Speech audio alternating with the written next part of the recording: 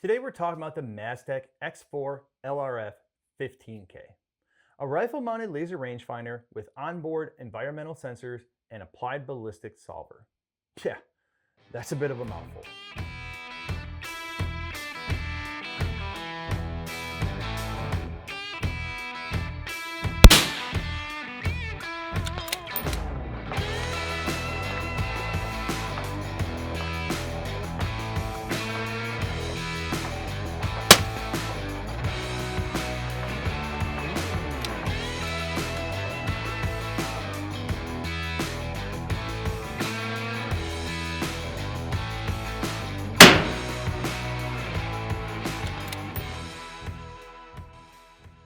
We've come a long way to get here. For the longest time, your options were limited. The SilencerCo Radius, which was kind of expensive, had minimal features, and an underpowered laser. Then came the Wilcox RAPTAR. It was really expensive, huge beam divergence, and almost no commercial support. And even just a few years ago, I did some reviews on what was available then. You can watch it here. You had the Envision. It was small, it worked well, but with 6-month lead times and almost $10,000, who wanted it? Then you had the Tanginnos FIRE 4000. It was fast, good solver, but struggled in bad weather and wouldn't reliably hold a zero. And the Vortex 4000. Well, it just seemed average across the board. It was big, heavy, huge beam divergence, mid-performance in weather, and a solver nobody really wanted. So that's the space that this laser is stepping into. On paper, it looks like it fixes a lot of those problems. So how does it actually perform? Well, this is where it stands out. I was getting consistent ranges in rain and mist conditions where most lasers struggle. It picked up low visibility targets, small targets, and pushed out to extreme distance. I ranged and engaged targets all the way out to 2,000 yards at Cameo, and the solutions were accurate. The ballistic data actually let me hit with the first or second round on every target at Cameo. So that's the key. It's not just ranging, it's giving you usable data. Zeroing is also the best I've ever seen. The zeroing laser is extremely bright. It's fully daylight visible, and with a lot of systems, they struggle. I actually did a separate video just on that. You can check it out on our Instagram.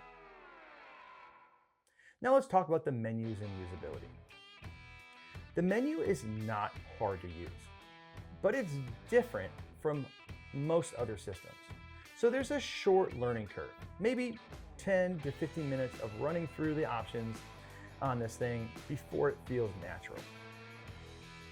I had a couple small frustrations with this thing. So the Bluetooth appears to auto shut off, which is actually nice for battery conservation. But every time I wanted to connect it to my phone, I had to go back in and turn it on again. And it's not instant, about 8 or 9 button presses.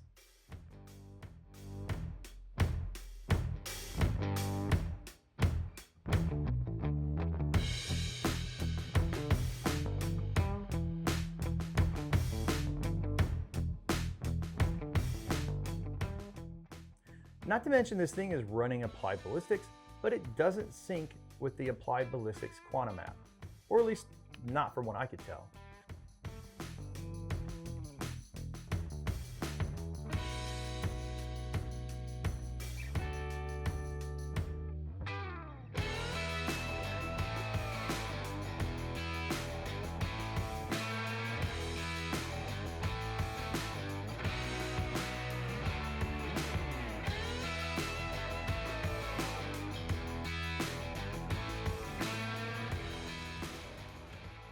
So you're using the Maztech app instead. And while it works and it's not hard to use, the UI is completely different from anything else. So it takes some time to get used to. You'll spend a lot of time learning where everything is inside of that UI.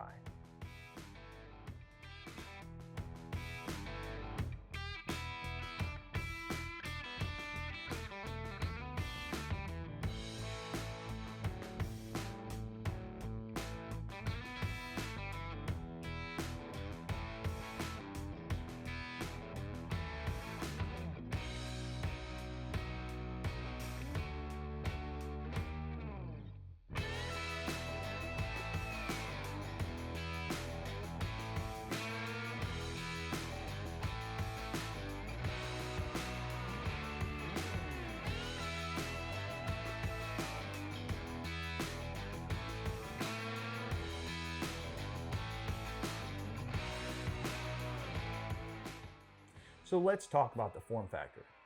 This is a strong suit. It's compact, clean, and not bulky.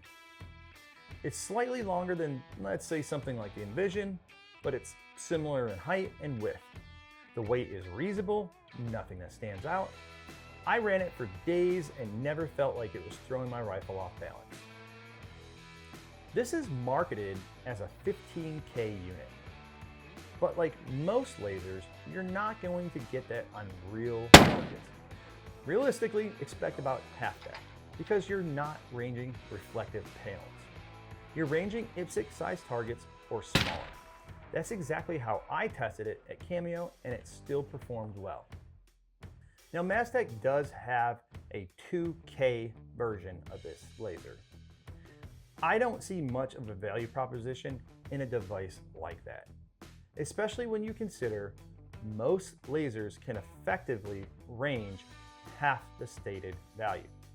So at $2,000, I don't see the value proposition. But if Maztech wants to send a laser out, I will absolutely test it.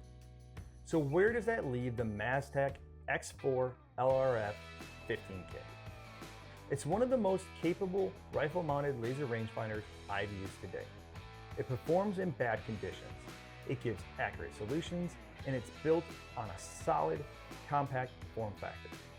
And at around $4,900, it's priced very competitively, if not better than anything else in its space. Is it perfect? No. The app ecosystem needs work, and the Bluetooth workflow could be smoother. But those are both fixable. What really matters is its performance, and this thing actually delivers. So I'm curious, what do you think? Would you run something like this on your rifle? And at $4,900, what do you think of the value proposition? All right, guys, stay tuned, and I'll see you on the range.